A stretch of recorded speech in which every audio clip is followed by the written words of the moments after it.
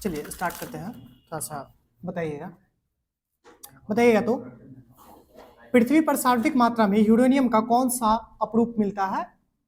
पृथ्वी पर सार्वत्रिक मात्रा में 235 नहीं 238, कौन सा मिलता है? 238।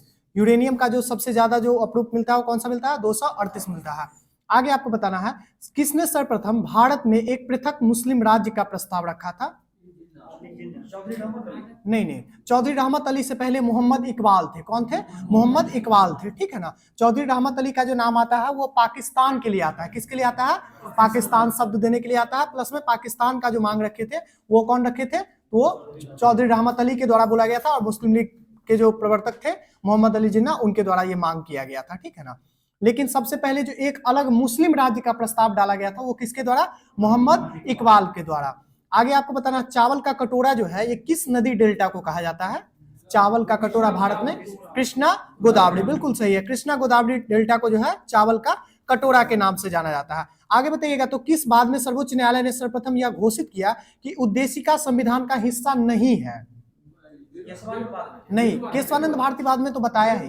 बेरुवाड़ीवाद, बहुत सही, बिल्कुल सही है। बेरुवाड़ीवाद में सबसे पहले जो सर्वोच्च न्यायालय के द्वारा जो जजमेंट आया था कि उद्देशिका यानी कि प्रस्तावना यानी प्रेम्बल जो है ये संविधान का भाग नहीं है, ये बेरुवाड़ी भाग में बताया था, ठीक है ना, बेरुवाड़ीवाद में। आगे आपको बताना है तो गांधीवादी अर्थव्यवस्था किस सिद्धांत पे आधारित है? गांधीवादी अर्थव्यवस्था किस सिद्धांत पे आधारित है? इसको बोलते हैं न्यास के सिद्धांत पे या फिर ट्रस्टीशिप के सिद्धांत पे। किस पे है? न्यास या फिर ट्रस्टीशिप के सिद्धांत पे है, ठीक है ना। यानी गांधीवादी अर्थव्यवस्था का मतलब क्या होता है? गांधीवादी अर्थव्यवस्था क्या कह रहा था, वो जब अहमदाबाद मिल मजदूर के समर्थन में जाते हैं ना, उसी समय ये ट्रस्टीशिप का ये सिद्धांत देते हैं। तो वो बोलते हैं कि ऐसा नहीं कि सत्ता जो है ना, ये अर्थव्यवस्था का सत्ता एक आदमी के हाथ में नहीं होना चाहिए। मिल मालिक जो है सिर्फ मिल मालिक के हाथ में पूरा सत्ता नहीं होना चाहिए, बल्कि ट्रस्टीशिप में ये बटा हुआ होना चाहिए, ठीक है ना। उसमें लेबर भी उसका हिस्सा हो, उसका जो मजदूर है मजदूर संघ वो भी हो, उसका जो मैनेजर है वो भी उसमें हिस्सा हो, ऐसा करके। तो गांधीवादी अर्थव्यवस्था का मतलब होता है ये ट्रस्टीशिप पे है आधारित। आगे आपको बताना है तो सियांग और लोहित नदी का जो प्रवाह होता है यह किस प्रदेश में है?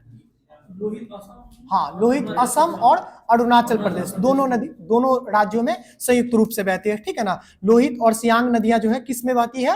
तो अरुणाचल प्रदेश और असम में बहती है, ठीक है ना। आगे आपको बताना है वित्त आयोग का गठन जो है ये किस आर्टिकल के तहत किया जाता है? 280 के तहत, ठीक है ना। धन विधेयक का जो है परिभाषा किस में है?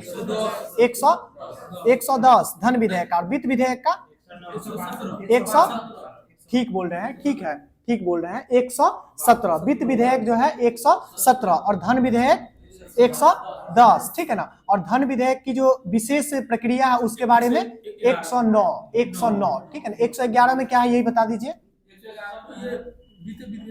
111 क्या हुआ? 112 बजट है। एक ध्यान से सुनिए, ठीक है ना। देखिए इसमें कंफ्यूजन होता है, इसमें वित्त आयोग है, धन विधेयक है, वित्त विधेयक है, ठीक है ना। वित्त उसके बाद जो है सो धन विधेयक की विशेष प्रक्रिया है। सबसे पहले धन विधेयक देखिए, तो धन विधेयक की चर्चा कहाँ की गई है? 110 में। धन विधेयक की जो प्रक्रिया है, धन विधेयक का जो मतलब चर्चा है वो 110 में किया गया है। धन विधेयक की विशेष प्रक्रिया के बारे में कहाँ किया गया है? 109 में, ठीक है ना। हाँ ठीक है, धन विधेयक की विशेष प्रक्रिया 109 में। और वित्त विधेयक के बारे में कहा किया गया है? तो वो 117। वित्त विधेयक के बारे में 117। और वित्त आयोग का जब गठन का बात करेगा तो वो 280 के तहत, ठीक है ना। 111 में क्या है? क्या है? राष्ट्रपति का वीटो किस आर्टिकल में है? राष्ट्रपति का वीटो किस आर्टिकल में है? 111। और 112 जो कह रहे हैं ना, वो 112 क्या है? तो वार्षिक वित्तीय विवरण जिसको कहते हैं, जिसको बजट कहते हैं, ठीक है ना। हाँ, 112 में वार्षिक वित्तीय विवरण कहते हैं, बजट कहते हैं, ठीक है ना। जहां जहां कंफ्यूजन होता है वहां सबको कंफ्यूजन होता है। ऐसा मत समझिए कि कंफ्यूजन सिर्फ हमें है, जहां जहां कंफ्यूजन है वो सबको होता है। तो उसके लिए थोड़ा सा कुछ स्पेशल पॉइंट आप बना करके रखिए कि आपको याद रहे, ठीक है ना। चलिए आगे आपको बताना है फियरलेस गवर्नेंस जो है ये किसकी पुस्तक है? फियरलेस गवर्नेंस किरण बेदी का, बिल्कुल सही। किनका पुस्तक है? किरण बेदी का। एक और बताइएगा पुस्तक है जो हाल ही में चर्चा में रही थी, a little book of India celebrating 75 year of independence. यह पुस्तक किसकी है? ये भारतीय अमेरिकी राइटर है। A little book of India celebrating 75 year of independence, Ruskin bond का। किनका है? रस्किन बॉन्ड का। किनका है? रस्किन बॉन्ड का लिखा हुआ है, ठीक है ना। आगे बताइएगा तो भारत के विदेश नीति का संबंध किस आर्टिकल से है? विदेश नीति का संबंध किस आर्टिकल से है? विदेश नीति आर्टिकल 51, आर्टिकल 51, ठीक है ना। भारत के विदेश नीति से संबंध किसका, किस आर्टिकल का है? तो आर्टिकल 51 का। बताइएगा तो लोकसभा के प्रथम अध्यक्ष कौन हुए थे? जीबी मावलंकर, ठीक है ना, जीबी मावलंकर जी थे। आगे आपको बताना है गोल्डन चावल में किस विटामिन की अधिकता होती है? विटामिन ए की। गोल्डन चावल में किस विटामिन की अधिकता होती है? विटामिन ए की, ठीक है ना। आगे बताना है आपको इंजॉज जो है, इंजॉज नामक यह विश्व का प्रथम क्लोन है, यह किस जानवर का बनाया गया था? इंजॉज नहीं, भेड़ का नहीं, ऊंट का। इंजॉज जो है, इंजॉज जो क्लोन बनाया गया था, यह विश्व में सर्वप्रथम किसका क्लोन बनाया गया था? तो ऊंट का क्लोन बनाया गया था, ठीक है ना। आगे आपको बताना है चित्तौड़ का कृति स्तंभ किसके द्वारा बनवाया गया था? राणा कुंभा के द्वारा। चित्तौड़ का कृति स्तंभ राणा कुंभा के द्वारा बताया गया था। आगे आपको बताना है चित्तौड़ का जो कृति स्तंभ है यह किस देवता को समर्पित है? किस भगवान को समर्पित है? तो भगवान विष्णु को। किनको समर्पित है? भगवान विष्णु को, ठीक है ना। राणा कुंभा जी के द्वारा बनाया गया था। आगे आपको बताना नांगलपुर शहर को किसके द्वारा बसाया गया था? नांगलपुर शहर को कृष्णदेव राय, बिल्कुल सही है। किनके द्वारा? कृष्णदेव राय, ठीक है। नांगलपुर शहर को किसके द्वारा बसाया गया था? कृष्णदेव राय के द्वारा, ठीक है ना। आगे आपको बताना है विधान परिषद किसी साधारण विधेयक को कितने दिनों तक रोक सकती है? विधान परिषद, हाँ, विधान परिषद किसी साधारण विधेयक को कितने दिनों तक रोक सकती है? साधारण विधेयक है तो 120 दिन यानी कि 4 महीने तक, ठीक है ना। 4 महीने तक किसी साधारण विधेयक को कितने दिन तक रोक सकती है?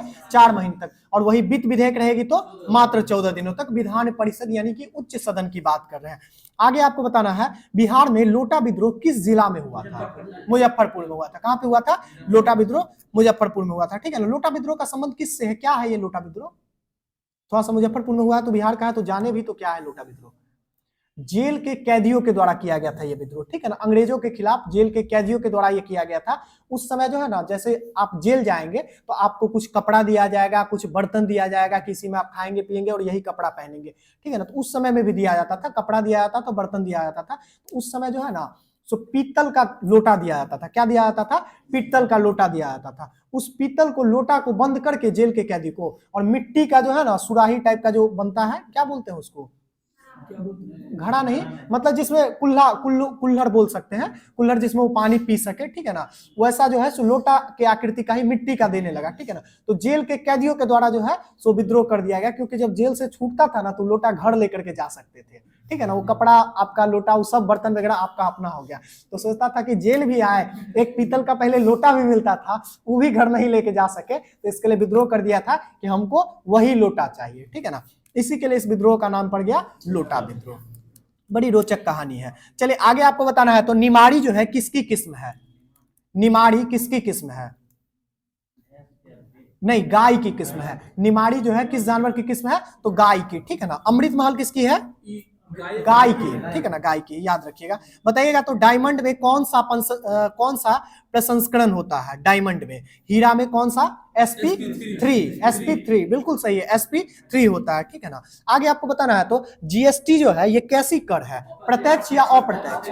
अप्रत्यक्ष कर है, ठीक है ना। सीमा शुल्क प्रत्यक्ष, सीमा शुल्क अप्रत्यक्ष, सीमा शुल्क अप्रत्यक्ष, ठीक है ना। और इनकम टैक्स कैसी कर है? प्रत्यक्ष कर है, ठीक है ना। सेल टैक्स कैसी कर है? अप्रत्यक्ष कर है, ठीक है ना। बिक्री कर कैसी कर है?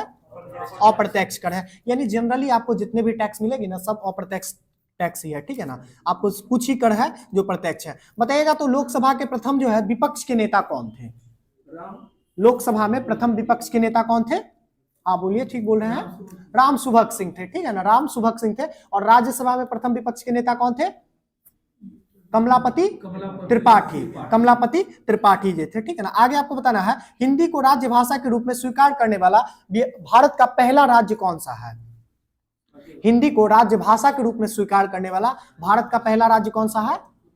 अपना प्यारा बिहार, ठीक है ना। अपना प्यारा बिहार ही है जो हिंदी को सबसे पहले राज्य भाषा के रूप में स्वीकार करता है। राज्य भाषा का चर्चा किस आर्टिकल में है?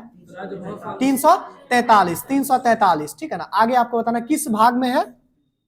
भाग 17, 20, 17, ठीक है ना। इतना बार भाग बताया है फिर भी भाग में कंफ्यूजन नहीं होना चाहिए। चलिए आगे आपको बताना है तो भारत सरकार सबसे अधिक जो कर वसूलती है वो किससे वसूलती है? सबसे ज्यादा टैक्स जो प्राप्त करती है वो किससे प्राप्त करती है? तो अबकारी कर से। किससे करती है? अबकारी कर से करती है। सबसे सबसे ज्यादा जो टैक्स भारत सरकार वसूलती है। आगे आपको बताना है तो न्यूजीलैंड का कौन सा पक्षी विलुप्त हो रहा है? नहीं, एमो नहीं, मोआ वहां का है, कीवी वहां का पक्षी है, लेकिन मोआ नाम का एक पक्षी है न्यूजीलैंड का जो विलुप्त होने के कगार पे है, ठीक है ना। कौन सा पक्षी? मोआ, न्यूजीलैंड का। आगे आपको बताना है तो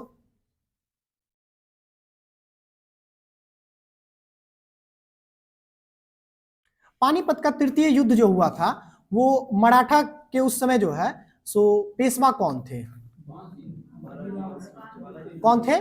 बालाजी बाजीराव। कौन थे? बालाजी बाजीराव, ठीक है ना। और इसके तरफ से मुगल की तरफ से जो मुगल की तरफ से कह रहे हैं मुस्लिम शासक की तरफ से जो लड़ रहे थे वो कौन थे? अहमद शाह अब्दाली। अहमद शाह अब्दाली, ठीक है ना। अहमद शाह अब्दाली और मराठा के बीच ही यह युद्ध हुआ था। कौन सा? पानीपत का तृतीय युद्ध, ठीक है ना। कब हुआ था ये?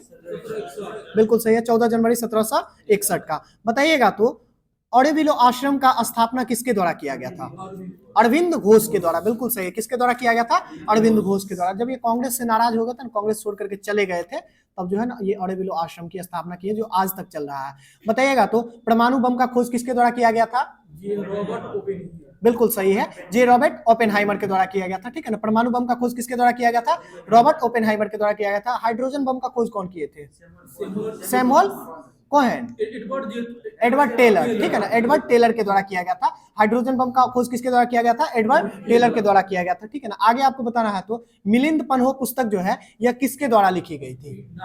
नागसेन के द्वारा। मिलिंद पन्हो पुस्तक के लेखक कौन है? नागसेन, ठीक है ना। न्यूट्रॉनो बम के खोजकर्ता कौन है? न्यूट्रॉनो, बिल्कुल सही है, सैमुअल कोहेन जो आप बोल रहे थे वो सैमुअल कोहेन किसके खोज करता है? न्यूट्रिनो बम का, ठीक है ना, न्यूट्रिनो बम का। आगे आपको बताना है केरल में मार्शल आर्ट को किस नाम से जाना जाता है? केरल में मार्शल आर्ट को किस नाम से जाना जाता है? कलारी पट्टू। किस नाम से जाना जाता है? कलारी पट्टू, ठीक है ना, कलारी पट्टू। और अपना जो बगल का झारखंड है उसमें किस नाम से जाना जाता है? पाइका, ठीक है ना, पाइका। चलिए आगे आपको बताना है तो आंतरिक सुरक्षा अकादमी कहां पे है?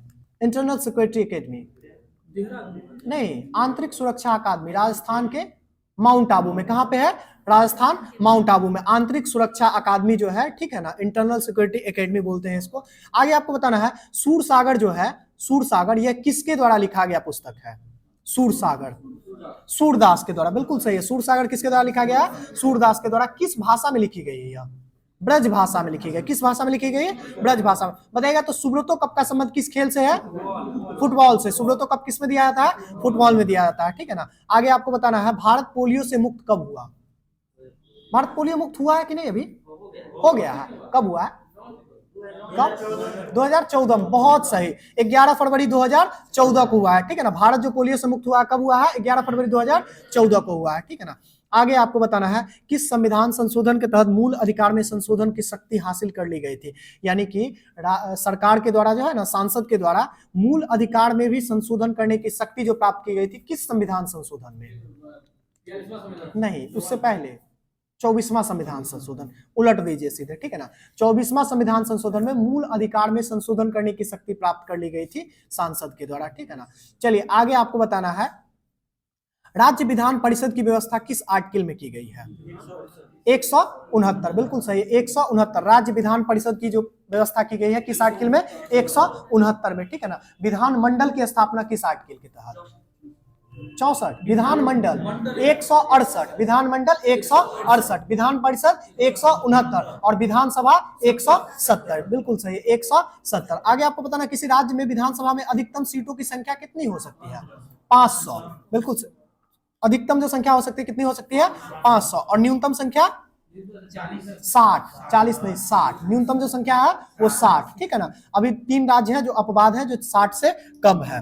आगे आपको बताना है भीमराव अंबेडकर के साथ तीनों गोलमेज सम्मेलन में भाग लेने वाले व्यक्ति कौन थे? तो तेज बहादुर सप्रू थे, ठीक है ना। कौन थे? तेज बहादुर सप्रू थे। और ये लोग जो भाग लेते थे ना, ये पर्यवेक्षक के रूप में भाग लेते थे। कैसे भाग लेते थे? पर्यवेक्षक के रूप में, कि जाते हैं सिर्फ देखेंगे कि वहां क्या क्या हो रहा है, ठीक है ना। इन लोग का कुछ सुना उना नहीं जाता था भीमराव अंबेडकर वगैरह का। पहली बार जो सुना गया था वो कब सुना गया था? तो 1930 में सुना गया था, जिसमें महात्मा गांधी गए थे, ठीक है ना, महात्मा गांधी।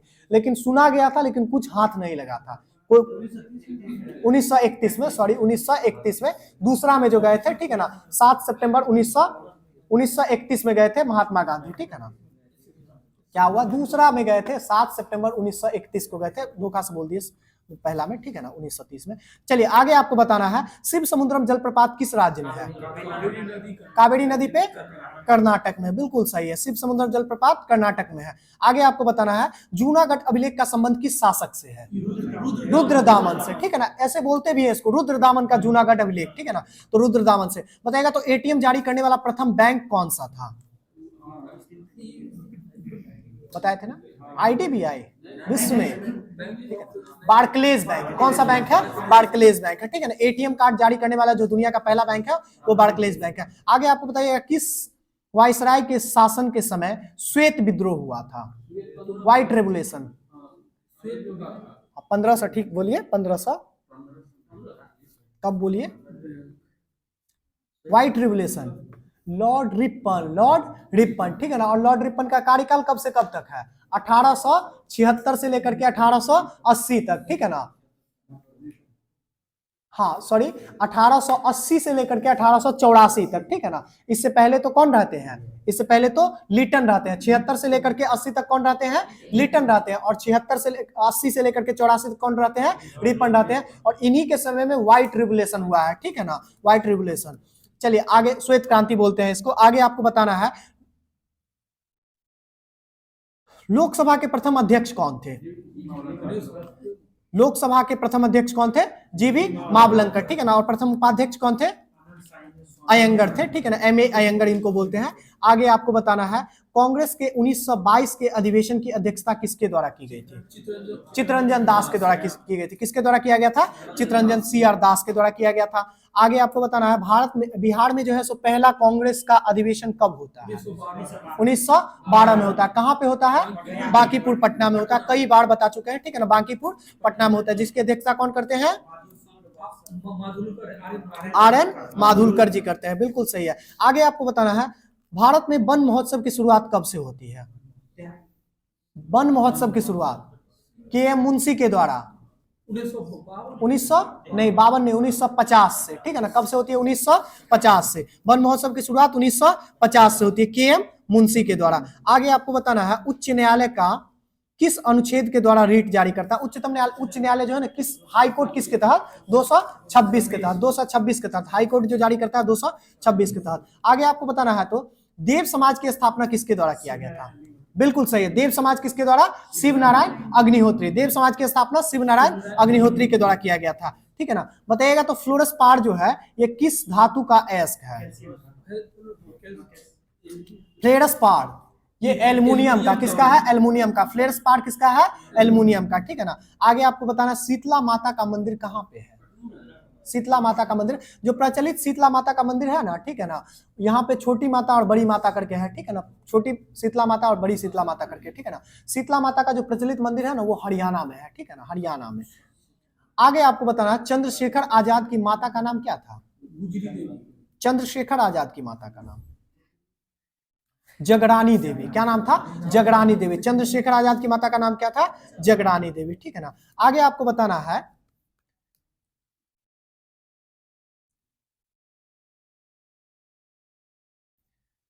चिलैया समिति का गठन कब हुआ था?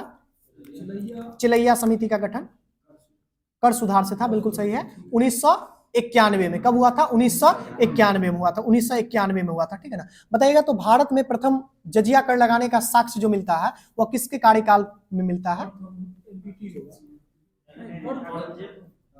औरंगजेब। जजिया कर भारत में कौन लगाता है सबसे पहले? मोहम्मद बिन कासिम, बिल्कुल सही है, मोहम्मद बिन कासिम। 712 ईस्वी में जब आक्रमण हुआ था तो उसी के कार्यकाल से जो है भारत में जजिया कर लगता है। और सबसे पहले उसके बाद कौन लगाता है? नहीं, सबसे बाद में चलिए शांति से सुनिए, ठीक है ना, आराम से सुन लीजिए। सबसे पहले जो भारत में जजिया कर लगाने का जो साक्ष्य मिलता है वो मोहम्मद बिन कासिम के समय में मिलता है, ठीक है ना, मोहम्मद बिन कासिम के समय में 712 ईस्वी में। उसके बाद जो जजिया कर सर्वप्रथम लगाया जाता है वो भारत में कौन लगाता है, तो तुगलक वंशीय शासक रहते हैं, कौन, फिरोज शाह तुगलक, ठीक है ना, FST जिसको बोलते हैं, फिरोज शाह तुगलक के द्वारा सबसे पहले लगाया जाता है। और जजिया कर जो है ना उससे पहले जो लगा हुआ होता है वो कुछ ही वर्गों पे लगाया हुआ आता है। जजिया कर कैसा कर है, तो ये गैर मुसलमानों से लिया जाने वाला धार्मिक कर है, गैर मुसलमानों से लिया जाने वाला धार्मिक कर है जजिया कर। तो उसमें ना बहुत कम ही हिंदुओं को और या फिर सिखों को रखा गया था। लेकिन सबसे पहले जो ये फिरोज शाह तुगलक जब लगाता है तो उसको ब्रॉड कर देता है, उसको बड़ा कर देता है, ठीक है ना, उसमें बहुत सारी जनता को शामिल कर लेता है, जैसे ब्राह्मण को, विकलांग को, ठीक है ना, महिला को, इस सब को जो शामिल करता है कौन करता है, जजिया कर, वो फिरोज शाह तुगलक ही करता है। इससे पहले जो है ना सो ब्राह्मण, विकलांग, बच्चा, ठीक है ना, बुजुर्ग, ये सब जो है जजिया कर से मुक्त था, लेकिन यही शामिल कर लेता कौन, फिरोज शाह तुगलक। उसके बाद चल के वहां से चलते आता है और सबसे पहला शासक होता है जैनुल आबदीन। कौन होता है, जैनुल आबदीन। जैनुल आबदीन कश्मीर का शासक रहता है जो जजिया कर को सबसे पहले समाप्त करता है, ठीक है ना, कहां पे, तो वो उसका राज्य सिर्फ कश्मीर में चलता था, तो कश्मीर में वो समाप्त करता है, कौन, जैनुल आबदीन। इसके बाद जो इसको खत्म करने का बारी आता है वो कौन करता है, तो 1564 में आप लोग पढ़े हैं, कौन, अकबर के द्वारा, ठीक है ना। वो 1300 में जैनुल आबदीन जो खत्म करता है वो 1300 में करता है, फिर से जो है संपूर्ण भारत पे लागू रहता है, लेकिन वो सबसे पहले सिर्फ कश्मीर वाले एरिया में खत्म करता है। उसके बाद 1564 में कौन खत्म करता है इसको, तो अकबर के द्वारा खत्म किया जाता है, और अकबर के द्वारा खत्म किया जाता है तो उसके बाद वो खत्म ही रहता है। दोबारा से फिर जब अकबर के बारे में फिर उसका पोता आता है, कौन, औरंगजेब, तो औरंगजेब फिर से जो है कब लगाया था, 1679 में, 1679 में फिर से वो लगा देता है, हाँ ठीक तो बोल रहे हैं, 1679 में ही, 1679 में वो फिर से लगा देता है, कौन, औरंगजेब। और औरंगजेब जब 1679 में लगा देता है जजिया कर, उसके बाद सबसे लास्ट में जो खत्म करने का बात आता है वो कौन करता है, तो जय सिंह के एक पंजाब के शासक रहते हैं जय सिंह, उसके अनुरोध पर जो है ना सो मोहम्मद शाह रंगीला, जिसको कि मोहम्मद शाह बोलते हैं, ठीक है ना, रंगीला बादशाह जिसको बोलते हैं, उसके द्वारा सबसे लास्ट में जो है जजिया कर को खत्म किया जाता है, ठीक है ना। कब खत्म किया जाता है, 1720 में। कब किया जाता है, 1720 में। 1720 के बाद जजिया कर का जो साक्ष्य है वो अभी तक कहीं नहीं मिला है, ठीक है ना, इसको याद रखिएगा। औरंगजेब जो है सो कब करता है इसको दोबारा पुनः कब लगाता है, 1679 में, ठीक है ना, 1679 में लगा देता है। इसके बाद फरुखसियर भी एक बार इसको समाप्त करता है, कब करता है, तो 1713 में करता है। कब करता है, 1713 में फरुखसियर के द्वारा भी खत्म किया जाता है, लेकिन फरुखसियर ना फिर 1717 में लगा देता है, 13 में खत्म करता है और 1717 में फिर लगा देता है। फरुखसियर के बाद जब मोहम्मद शाह रंगीला जब बादशाह बनता है, ठीक है ना, तो वो 1720 में जय सिंह के कहने पर, पंजाब शासक जय सिंह के कहने पर, उसके मित्र रहते हैं, उसके बाद संपूर्ण भारत में जो है जजिया कर को समाप्त कर देता है। उसके बाद तो आप 1720 के बाद देख ही रहे हैं, उसके बाद कौन इंपायर बड़ा हो रहा है, अंग्रेज उसके बाद जो है सो भारत पर धीरे धीरे शासन कर रहा है। तो अंग्रेज के द्वारा ये सब कर वगैरह, इस सब का कर, धार्मिक कर नहीं लिया जाता है। आगे चलिए आपको बताना है, तो आरबीआई का लेखा वर्ष जो होता है वो कब से कब तक होता है, आरबीआई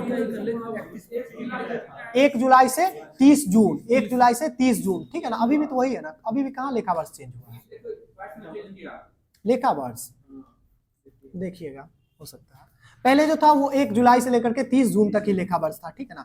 चलिए आगे आपको बताना है, 1843 में किसके द्वारा रविवार की छुट्टी जो है ये शुरू की गई थी, एलन बरो के द्वारा, लॉर्ड एलन बरो के द्वारा रविवार की छुट्टी जो की गई थी वो 1843 में लॉर्ड एलन बरो के द्वारा किया गया था। आगे आपको बताइएगा महात्मा गांधी का जीवनी के लेखक कौन है, महात्मा गांधी के जीवनी का लेखक कौन है, डीजी तेंदुलकर। कौन है, डीजी तेंदुलकर के द्वारा महात्मा गांधी का जो जीवनी लिखा गया ना, किसके द्वारा लिखा गया है, डीजी तेंदुलकर के द्वारा लिखा गया है, ठीक है ना। आगे आपको बताना इंटीग्रेटेड कोच फैक्ट्री जो है ये कहां पे है, पेरम्बूर में है, ठीक है ना, पेरम्बूर में। आगे आपको बताना है कॉर्क कोशिका की कोशिका भित्ति पर जमा पदार्थ कौन सा होता है, कॉर्क कोशिकाओं के कोशिका भित्ति पर जमा पदार्थ जो होता है कौन सा होता है, सुबेडीन। याद रखिएगा कौन सा पदार्थ होता है, सुबेडीन, ठीक है ना। आगे आपको बताना है पुलिस द्वारा नशे में गाड़ी चलाए जाने वाली की सांस की जांच के लिए फिल्टर पेपर के रूप में जो यूज किया जाता है उस फिल्टर पेपर पे क्या लेपित रहता है।